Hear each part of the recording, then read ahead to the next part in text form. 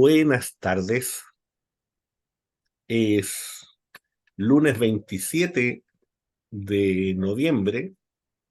Son las 6 y algo. Y estamos en Crónica Digital, analizando la semana política, como siempre, con Juan Andrés Lagos, periodista, integrante de la Comisión Política del Partido Comunista de Chile. ¿Cómo estás, Juan Andrés?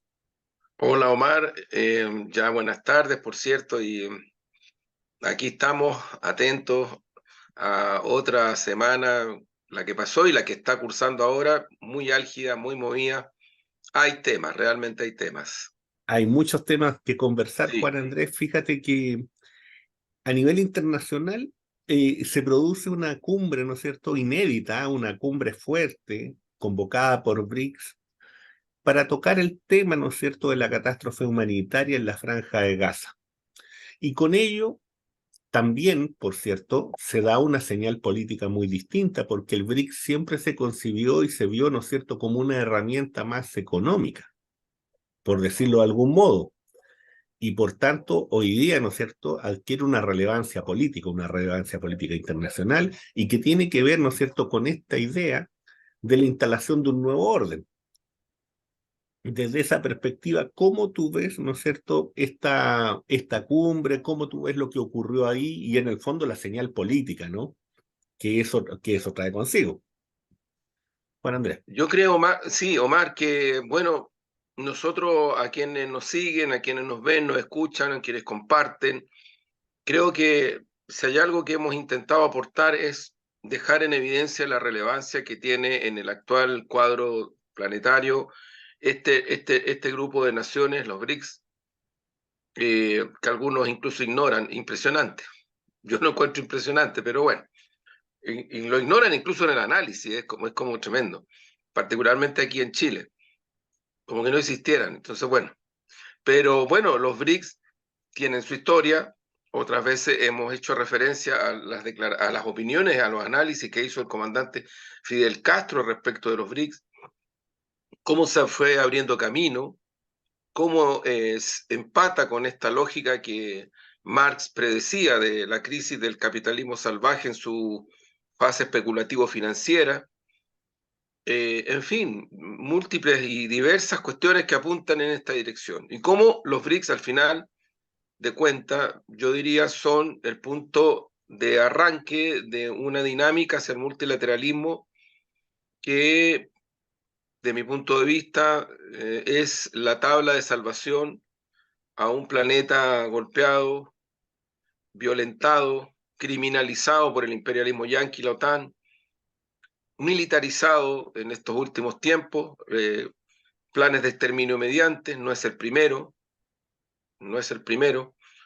Y efectivamente, Omar, yo rescato lo que tú señalas y yo creo que es bueno que nuestras amigas y amigos puedan ir a las informaciones, a las fuentes fidedignas. ¿Por qué?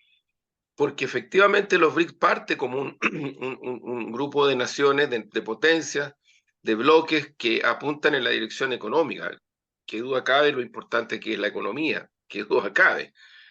Pero también gradualmente y en forma intensiva se van involucrando en procesos políticos que tienen que ver con la pervivencia de la humanidad, ni más ni menos. Procesos políticos que tienen que ver con tratar de incidir en un cuadro guerrerista, en un cuadro muy de criminalización, yo insisto, por parte del imperialismo norteamericano y la OTAN, y que creo que de alguna u otra manera ha ido incidiendo más. Está lo que ocurre con la comunidad de países africanos, o Sudáfrica, lo decíamos el otro día, rompió relaciones de todo orden con Israel. Hay otros países africanos que han hecho lo mismo. Y la comunidad de países africanos tiene una estrechísima relación con los BRICS, particularmente con la India, con China y con otras naciones. Hay otras naciones, vamos a ver qué hace Milei, ¿eh? ¿Qué hace esta locura andante respecto de esto? Porque Argentina solicitó el ingreso a los BRICS y fue aceptado su ingreso. Vamos a ver qué hace este caballero, este señorito, que viene a, no sé, pues viene a restaurarlo todo en aras de profundizar ese capitalismo salvaje. Vamos a ver qué ocurre, pero digo esto porque creo que efectivamente la importancia que tiene esta reunión y la incidencia política es referida principalmente a tratar de frenar este plan de exterminio en Palestina y tratar de llevar las cosas hacia un cuadro en donde el diálogo y la paz sean parte de los procesos en los cuales se analizan las diferencias y las tensiones entre Estados. Pero creo que ahí hay una referencia, y otras veces también lo he dicho, si hay algo que puede, yo diría, detener y salvar a la humanidad de esta situación en la cual se encuentra, me parece que son los BRICS, y particularmente algunas potencias que son parte de los BRICS. En concreto me refiero a Rusia, China y la India también, Brasil, ¿no? Sí, Eso fíjate, creo. oye, Juan Andrés, fíjate que en esa misma línea, y aproximadamente 25 países árabes emprenden, ¿no es cierto?, un camino, se reúnen con China, se reúnen con la Federación Rusa para establecer, ¿no es cierto?, una posible salida política a esta crisis, a la crisis de la Franja de Gaza, pero también luego de ahí van camino, ¿no es cierto?, a reunirse con Reino Unido, con Francia, con Estados Unidos. Y ya el hecho de que este conjunto de países del mundo árabe lo hagan de esa manera, también significa, ¿no es cierto?, y abre esta dimensión de lo que está ocurriendo a nivel internacional. Esto que dices, ¿no es cierto tú?, de que dentro de nuestros analistas o dentro de lo que ocurre acá, en el mundillo chileno, pareciera que ese espacio político no existe, pareciera que el BRIC no existe, pareciera que la Federación Rusa no existe, pareciera que China no existe y no son incidentes dentro de este sistema internacional.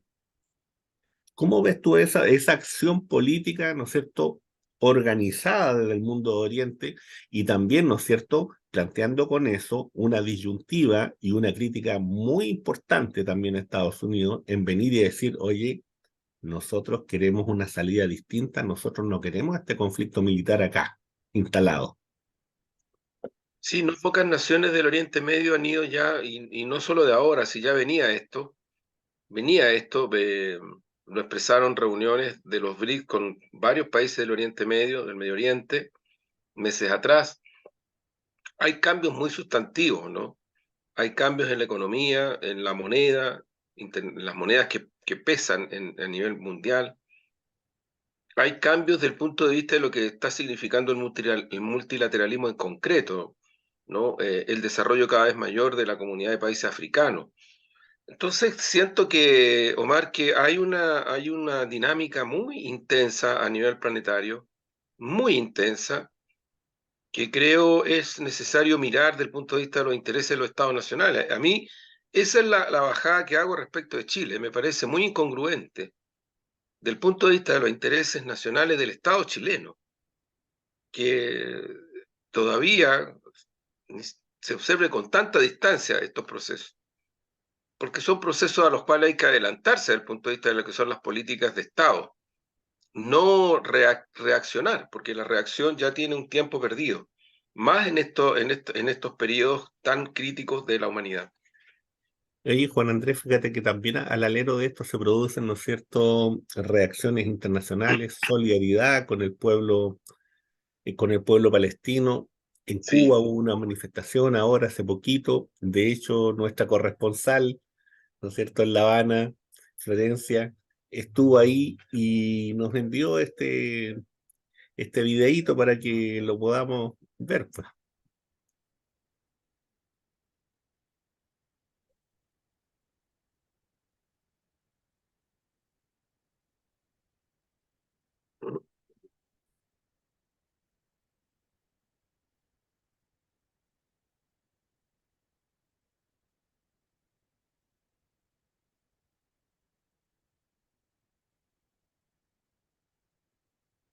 De octubre, la repetida, nos encontramos en el Malecón Habanero en una masiva manifestación en apoyo al pueblo y la resistencia de Palestina que ha convocado la Unión de Juventudes Comunistas, la Federación de Estudiantes Universitarios y la Federación de Estudiantes de Enseñanza Media, que han llamado al pueblo de Cuba al apoyo irrestricto a la resistencia de Palestina. A partir del 7 de octubre, la arremetida, el genocidio que está cometiendo Israel con Palestina ha cobrado la vida de 13.000 ciudadanos, entre ellos 5.000 niños. Hoy el pueblo de Cuba manifiesta su solidaridad, una manifestación por la vida, por la familia, por la paz y por la libertad del pueblo palestino.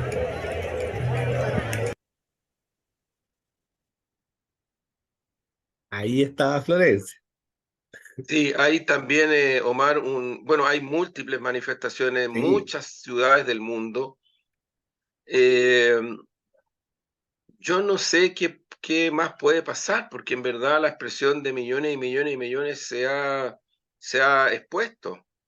Es bien complejo esto, porque el contraste es tan brutal, como al final entre Biden y Netanyahu deciden lo que hacen y lo que no hacen.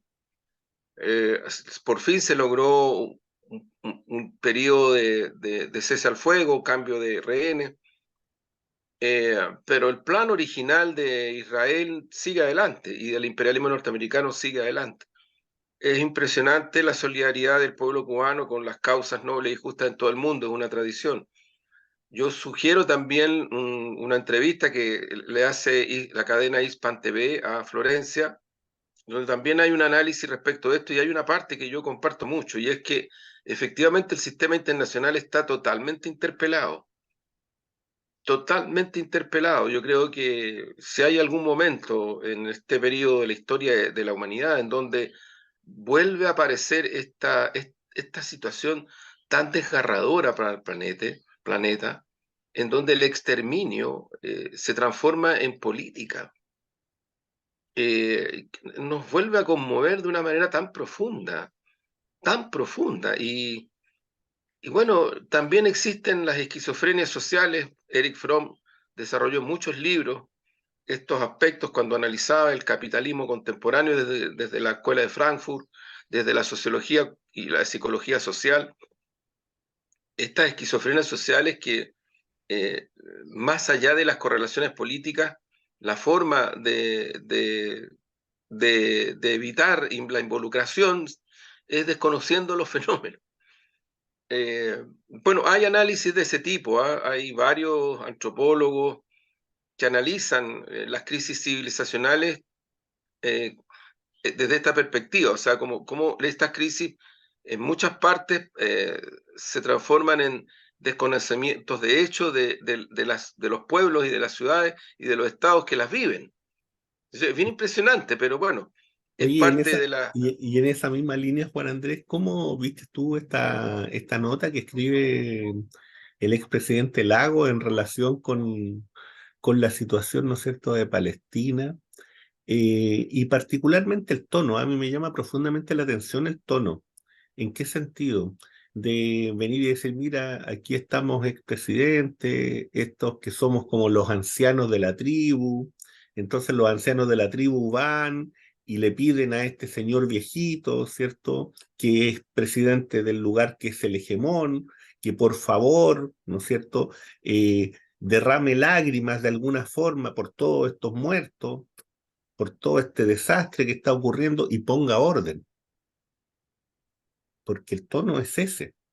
Y en eso también, ¿no es cierto?, hay una reafirmación de este poder, de este gran hegemón,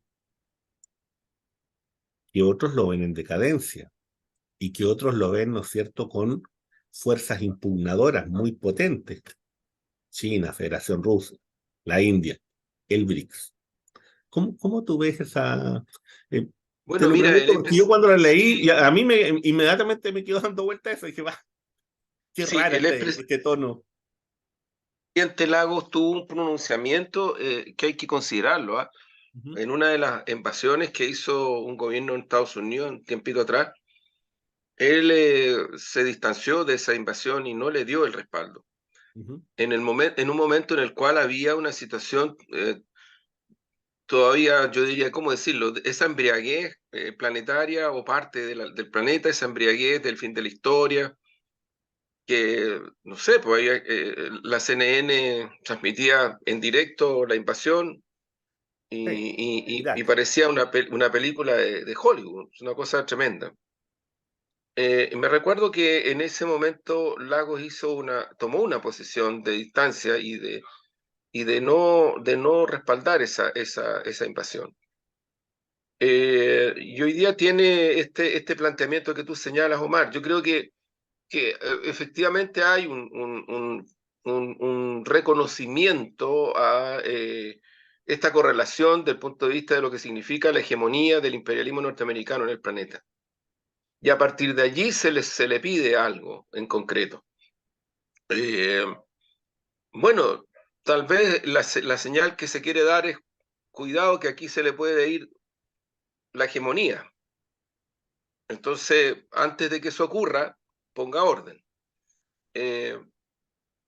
Yo creo que las cosas están en una dimensión donde esa variante es absolutamente plausible considerarla en el análisis, porque, porque el imperialismo norteamericano está recurriendo a la militarización, a la guerra, a la intervención, a la criminalidad, a la criminalización, de una manera que no se había producido durante muchas décadas hacia atrás. Muchas, muchas. Y está, además, junto con Israel, instalando un precedente, ¿no? Instalando un precedente. Yo creo que ahí, Omar, hay que mirar cómo van cursando las cosas. Hay mucho que analizar, hay muchos antecedentes que están en desarrollo, y yo creo que va a ser muy importante, nos acercamos a fin de año, tratar de hacer el esfuerzo por ese balance proyectivo, porque el mundo ya no va a ser el mismo antes o después del plan de exterminio en Palestina. No va a ser el mismo. Sí.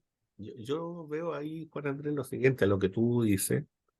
Yo veo por una parte, lo hemos dicho otras veces, pero hoy día lo profundizo un poco más al hilo de otros datos que están surgiendo, de que esta, esta derrota que la OTAN está sufriendo en Ucrania, que es tan fuerte, tan devastadora, incluso ahora están surgiendo algunas cifras que son realmente brutales, si es que son así, porque surgieron además de propios medios, ojo, propios medios ucranianos.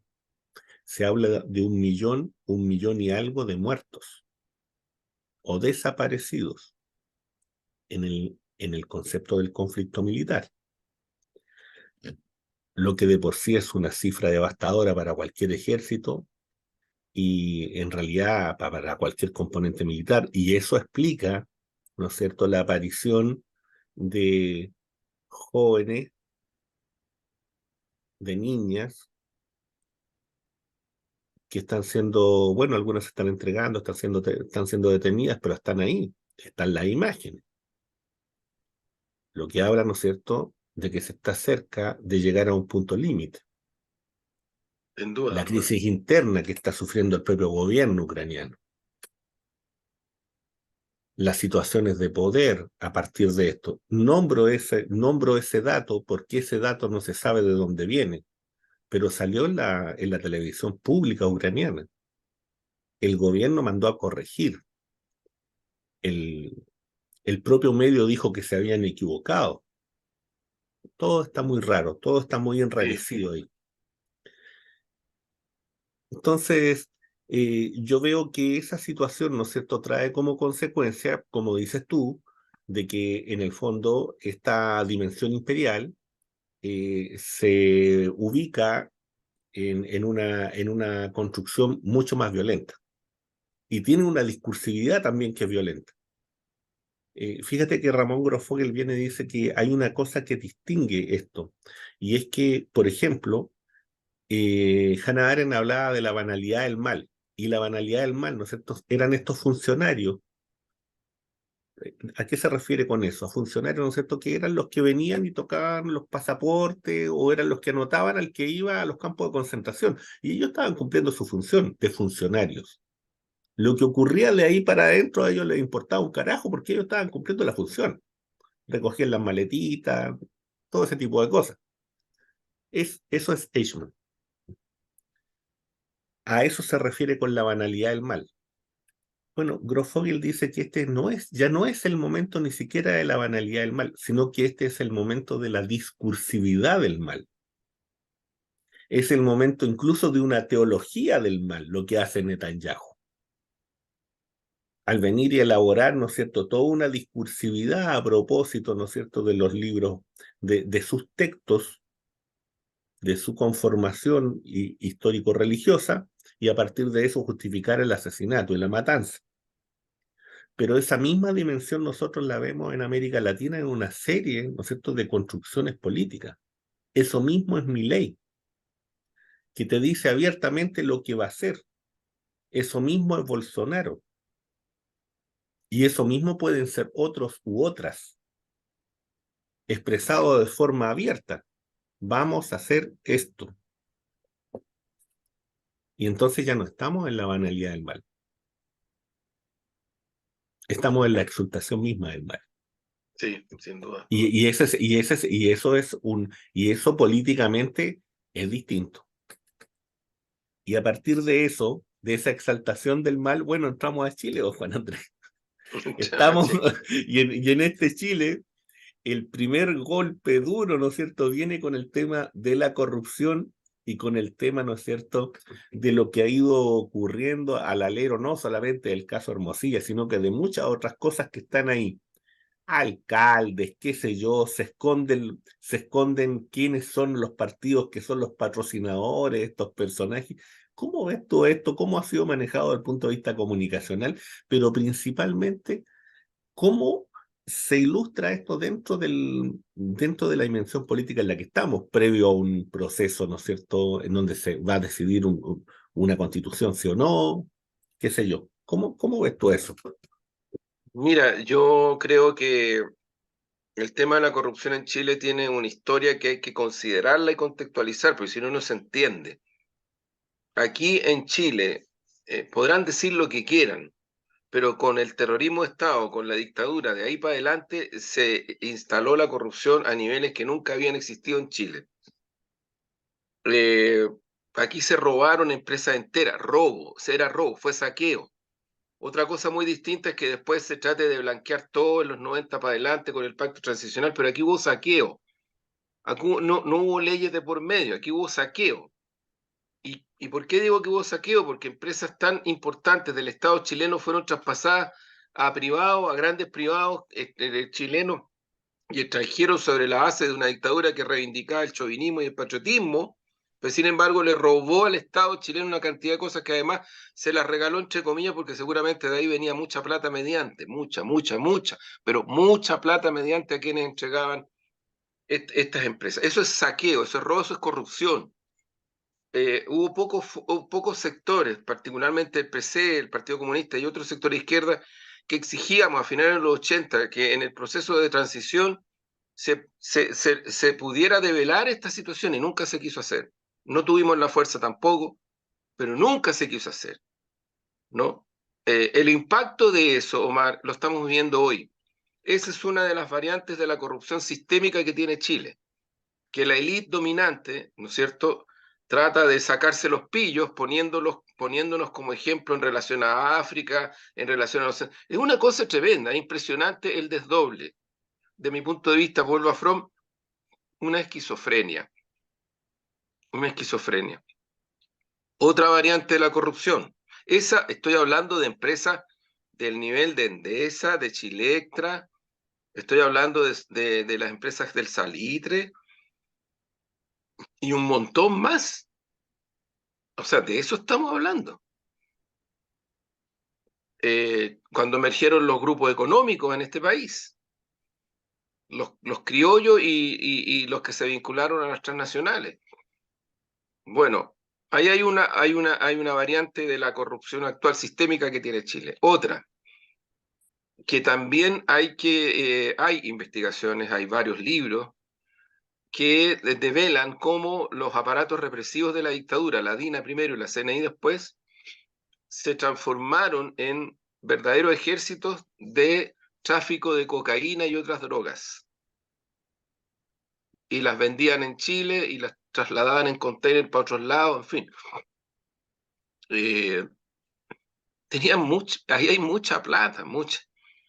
Pero el origen de todo ese crimen organizado y transnacionalización y lavado de dinero y narcotráfico que hoy día tenemos, una parte muy importante está ahí.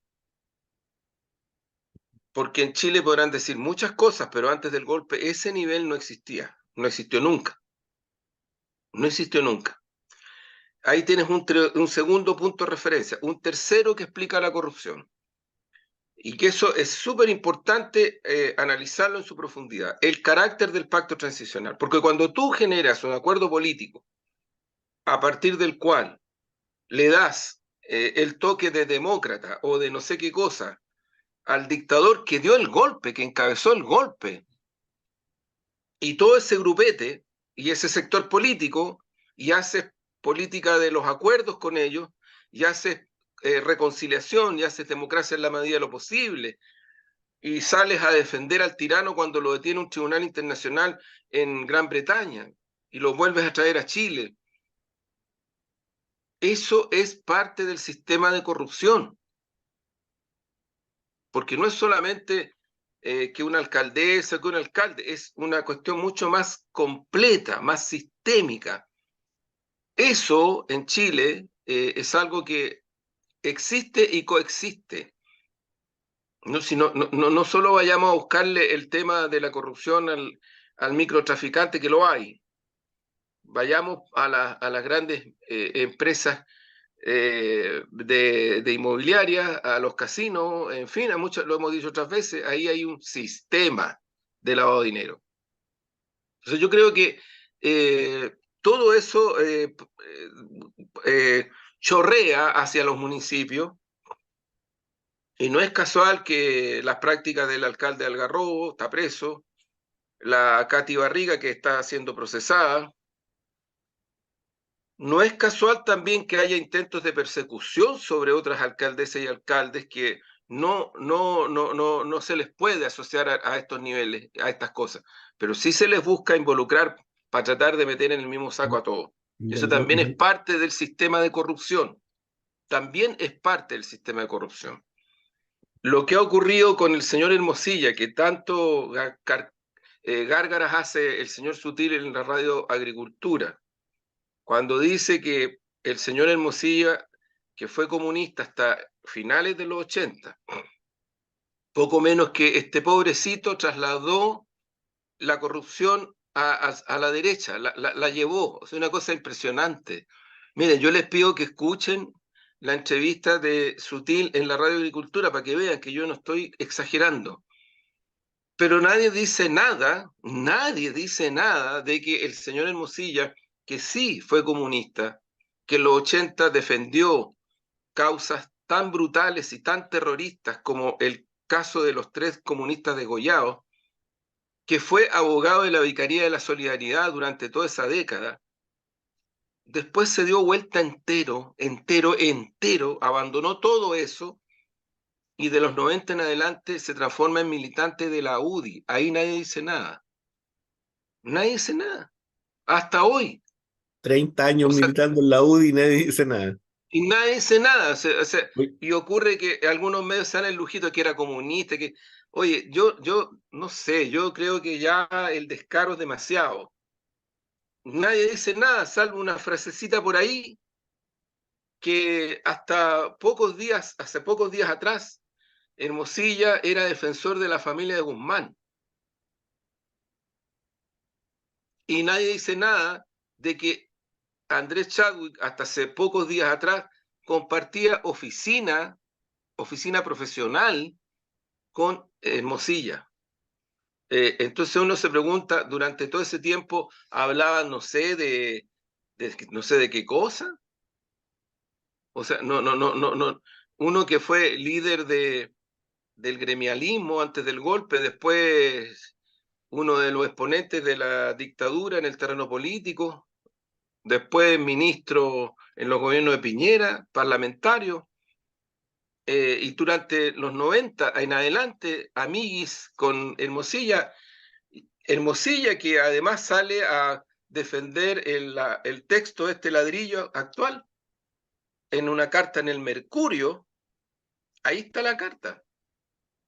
Y trata de legitimar a constitucionalistas que no son de izquierda, que establecen de que el texto actual va a hacer muy difícil la persecución a delitos tan graves como el crimen organizado y el narcotráfico. Esto no lo dice la campaña en contra, lo dicen estos juristas.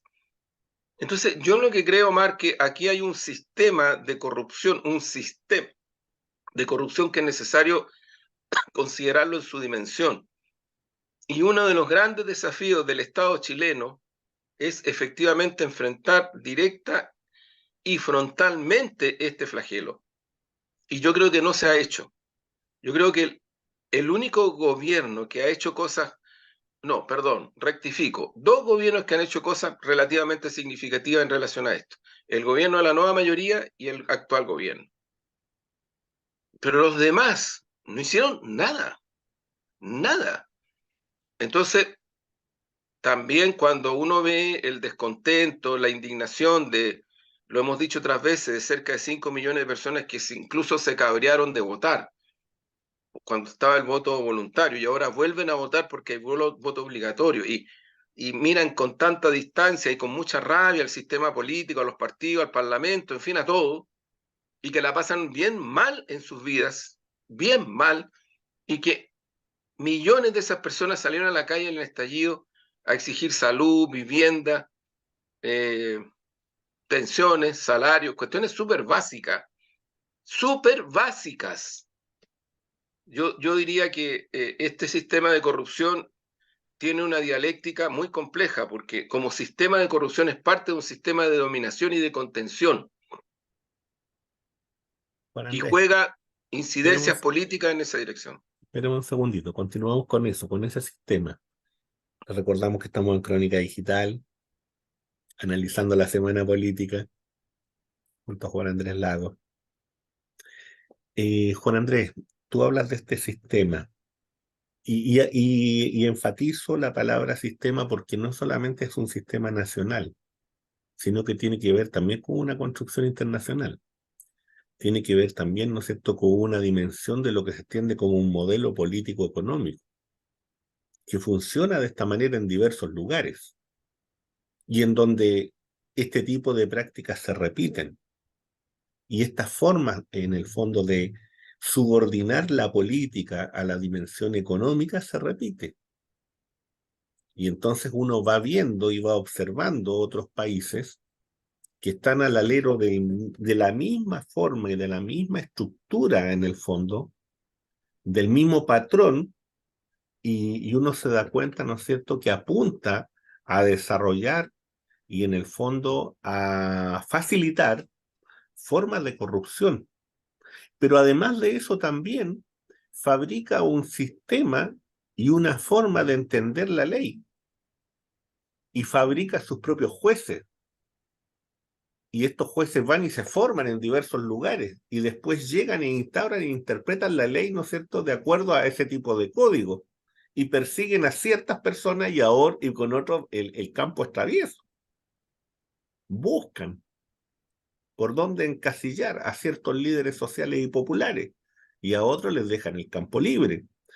Y se genera también, ¿no es cierto?, un principio ordenador de lo que tienen que ser los partidos políticos, en donde se achica, ¿no es cierto?, para cierto mundo político, mientras tanto para el mundo empresarial el campo es abierto. ¿Cómo tú ves eso, ¿no es cierto?, pensando, ¿no es Eh, cierto?, en esta lógica, ¿no?, para que se entienda de que no tiene que ver con una cuestión solamente de una dimensión de un concepto muy tradicional que a veces uno escucha y que es muy racista, es que este es un problema de la raza nuestra. No, es que esto no es no, un problema es, racial. es No, no, no, terrible. no, no, no, no, no, no. No, Este es un eso problema es estructural terrible. de otro punto de Sí, vista. Lo digo eso porque uno lo escucha, ¿no? sí, sin duda, Omar, sin duda es terrible. Mira, yo creo que en Chile, producto de este carácter del pacto transicional, todas las miradas están puestas sobre el sistema público. Y como el sistema público tiene una defensa tremenda, que hay que reconocerlo, que es el sistema de medios hegemónico, nada, ahí pueden pasar cosas tremendas y pasan. Salvo lo de Penta, salvo lo de Longueira, respecto de la ley de pesca, que en el fondo recibió coimas para aprobarla a favor de las grandes pesqueras. De los 90 en adelante no se produjo o sea, ni una investigación. Por eso yo decía que que tampoco, o sea, ¿por qué era tan importante a comienzos de los 90 haber hecho una investigación para develar todas estas usurpaciones, estos garrotes, este robo, este saqueo al Estado? ¿Por qué era tan importante? Porque era mirar al futuro. No era mirar el pasado, era mirar hacia el futuro. Y tú lo que instalaste fue una complicidad, tú lo que instalaste fue una manera de ejercer el poder político y económico, una manera de ejercer el poder parlamentario que hasta hoy nos acompaña en muchos aspectos, en muchos aspectos. Correlato de eso, hay una parte muy grande de la ciudadanía tremendamente indignada, no que se siente, que ha sido abusada por el sistema, y creo que hay que asumirlo así, porque si no uno no se explica de otra manera las indignaciones y las rabias que existen en la sociedad chilena, por momentos manifiestas, por momentos latentes, pero existen, se expresan de una o de otra forma. Yo creo que corrupción también es cuando tú en el ejercicio del poder económico privado o en el ejercicio del poder político público, no solamente vinculas cuestiones que tienen que ver con usurpaciones económicas o financieras o lavado de dinero, eh, crimen organizado, estamos hablando de eso, sino que también es corrupción cuando las relaciones de poder entre personas, más allá de la transparencia que tengan, ese es un dato importante, pero cuando el ejercicio del poder involucra a personas y esos ejercicios no son públicos, sino que son permanentemente privados. Y en Chile eso ocurre en el mundo privado y también en el mundo, entre comillas, público. El último caso lo tuvimos respecto del alcalde de Algarrobo, que está involucrada su pareja, su novia, pero está involucrada en un tema grueso. Oye, pero es que si empezamos a mirar un poquito más, en el mundo privado, nadie, porque es privado, punto, y se acabó, pero nadie dice nada. Si un señor Adeo nombró a su hija, a su nieta, a su nieto, como el jefazo o la jefasa de la empresa, punto. Nada, eso es normal. ¿Por qué? Porque es privado. No sé, con esa lógica, entonces, y por eso es que el reflejo de aquello, en esta sociedad tan indignada, entonces, esta sociedad tan indignada dice, a mí, si yo hago algo respecto de mis impuestos, o dejo de pagar, o me atraso en algo con las deudas, me viene el guaracazo inmediato, me amenazan de que me van a cortar el agua, me amenazan que me van a cortar los créditos. Estamos hablando de millones de personas, millones, millones. Entonces creo que ahí hay una controversia, Omar, muy profunda, muy ética, muy democrática, que yo creo que, yo entiendo en el sentido de que la élite no alcanza a dimensionar en dónde están asentados los descontentos. Mira, yo el otro día un análisis que me tocó hacer para un estudio público que se está trabajando, recordaba mediados de los 90, creo que lo he dicho otra vez acá, que son cuestiones muy importantes.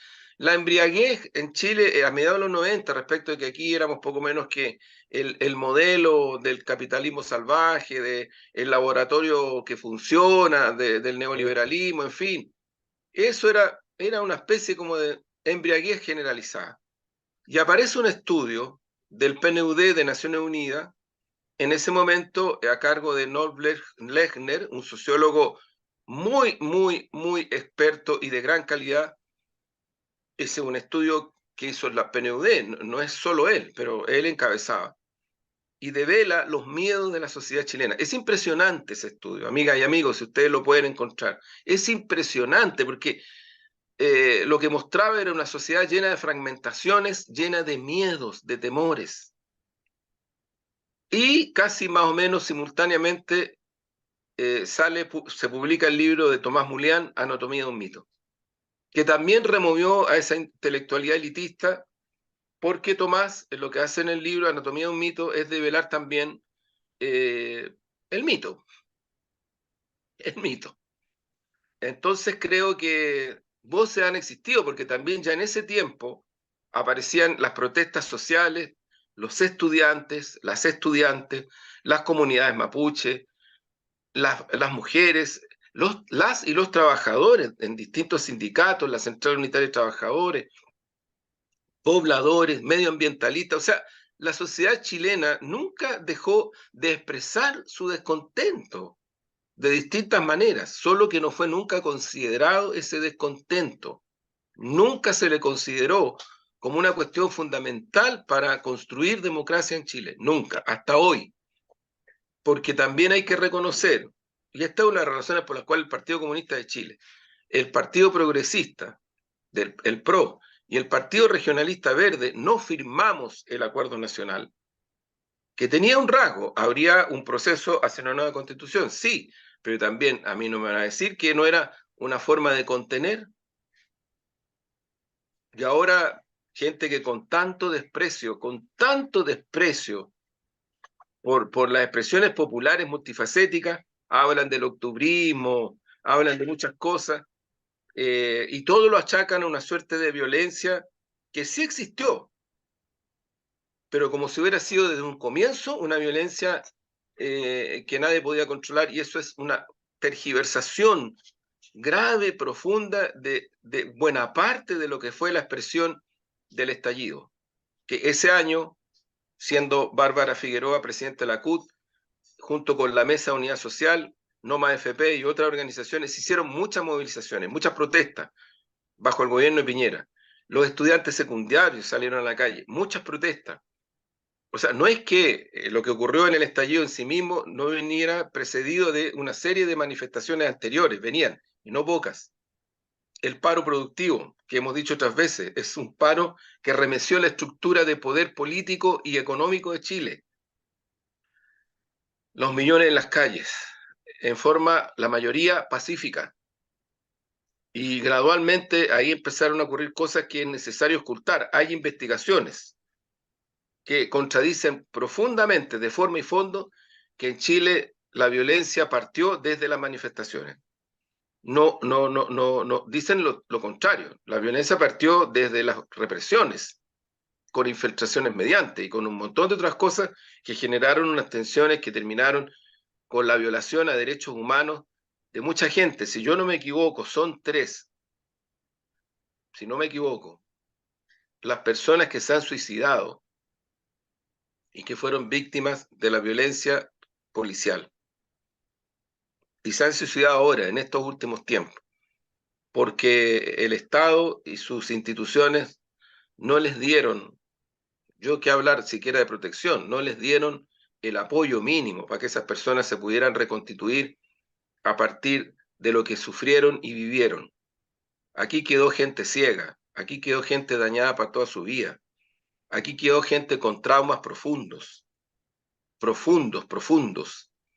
Somos una sociedad, y lo asumo así, que tiende a desconocer las cosas terribles e involucrarse en una perversa lógica de la impunidad, que al final lo único que termina favoreciendo es nuevos hechos represivos, porque a 50 años del golpe,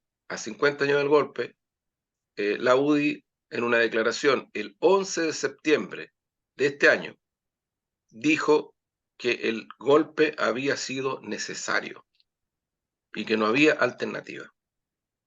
O sea, fuimos notificados hacia el futuro. Bueno, Andrés, fíjate que en lo que tú estás planteando hay un elemento que, claro, tiene vital importancia hoy, ¿no? Que es el proceso que se nos viene el 17 de diciembre y que es un proceso largo que se arrastra, bueno, se arrastra desde los inicios de querer cambiar la Constitución, por cierto, con toda una serie de vueltas y caminos, ¿no es cierto?, en donde estamos hoy día frente a una proposición que es bastante conservadora y que sin embargo pareciera ser, lo dicen algunas encuestas, habrá que esperar que lo que pasa en la realidad, habría una incomodidad con este proyecto o con esta propuesta. Una incomodidad que además es transversal, no solamente es de un sector político, sino que más bien es una incomodidad ciudadana. ¿Cómo ves tú este momento político desde ese punto de vista, ¿no es cierto? Desde esta crisis de las élites, porque de una u otra forma en la transcripción de este documento, la elaboración de este documento, también, ¿no es cierto?, es la expresión de la crisis de esta misma élite. Es la forma en que lo hicieron, ¿no? Y de la manera en que lo están presentando. Que por Sí, cierto es una lectura del propio estallido, y es un sí, proceso, y es una propuesta de restauración, ¿no? sí. Yo creo que es un texto brutal. Creo que horas que pasan, días que pasan, va quedando en evidencia que se trata de un texto brutal. O sea, cuando juristas que no tienen nada que ver ni con la izquierda, ni con partidos políticos de gobierno, ni nada que se le parezca, son académicos, además con cierto prestigio, trabajan principalmente en universidades privadas, dicen lo que dicen, uno tiene que alertarse. O sea, dicen lo que dicen, de que si se aprueba esta constitución va a ser muy difícil investigar y perseguir ni más ni menos que el lavado de dinero y el narcotráfico. De eso estamos hablando. De todo esto que hemos hablado en este programa, de eso es lo que la bancada del Partido Comunista y de otra fuerza de izquierda presentó una carta a la Corte Suprema sobre este tema. Y la Corte Suprema le respondió a la bancada y les deja abierto efectivamente el riesgo.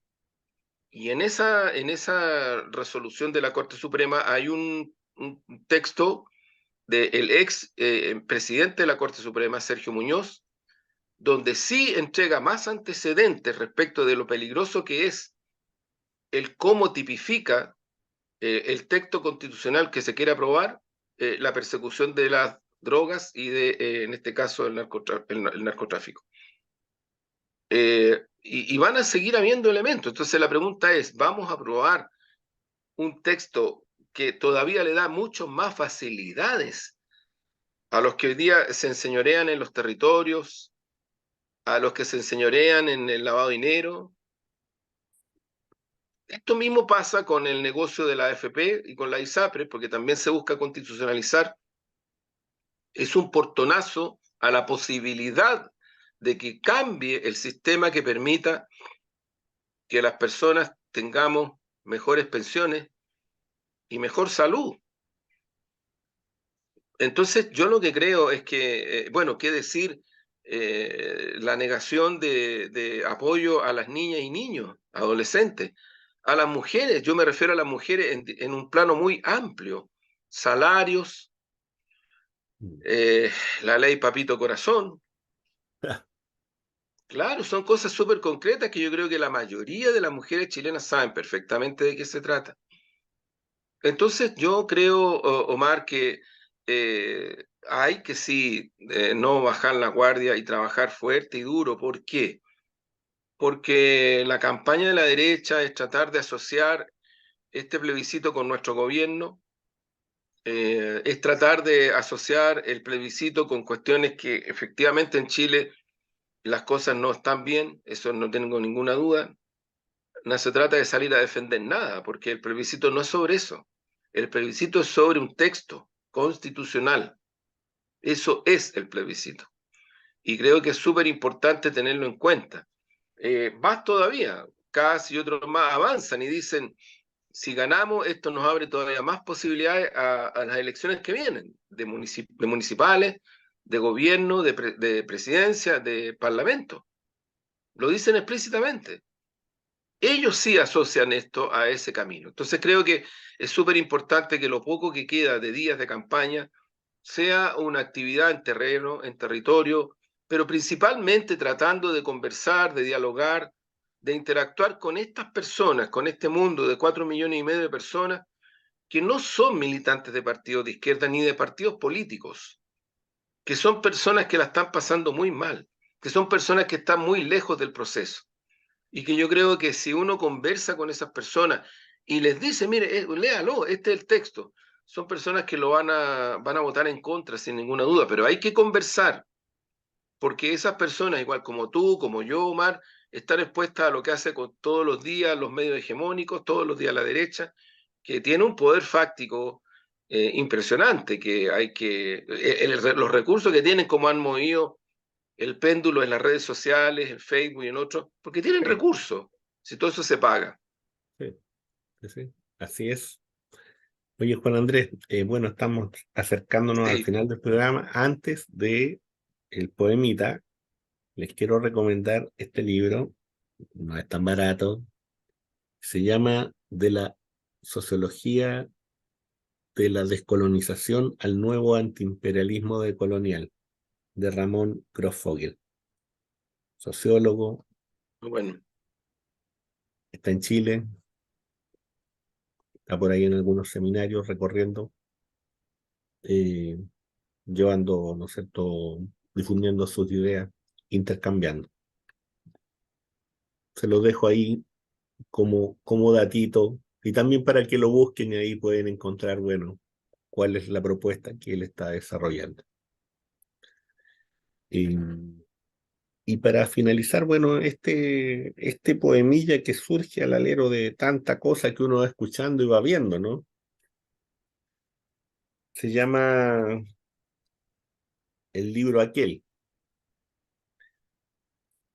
Abrir ese libro y encontrarse con el profeta Jeremías, con su verbo lúcido quemando el horizonte, algo así como Casandra murmurando los versos del desastre. El profeta y la princesa de Troya enlazados por visiones. El poeta se ilusiona, habita la desnudez. El canto pobre de las palabras lo envuelve y sueña. El sueño del Pentateuco, la pesadilla de las troyanas, el escalofrío de Guacolda, la furia de Fresia. Entonces el silencio se agolpa y se funde, se estremece en el pequeño sonido que emiten las hojas del libro aquel. muy Y bueno, así Omar, es, muchas gracias. así Muchas es. gracias por el poema, por la ética y la estética. Muchas gracias. Así estamos. Que estén bien. Chau, chau.